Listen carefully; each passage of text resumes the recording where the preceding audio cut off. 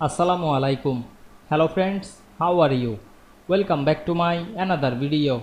In this video, I am going to show you how to make compress animation in PowerPoint. Let's get started. At first, you have to open your PowerPoint presentation.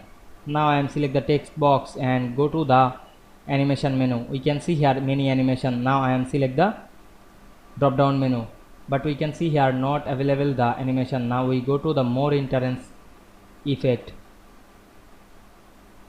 Now we select the compress animation, then click OK, then check the preview, select the preview option. We can see we added the compress animation easily.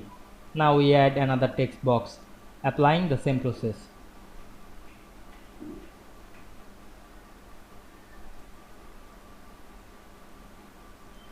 Then check the preview at once.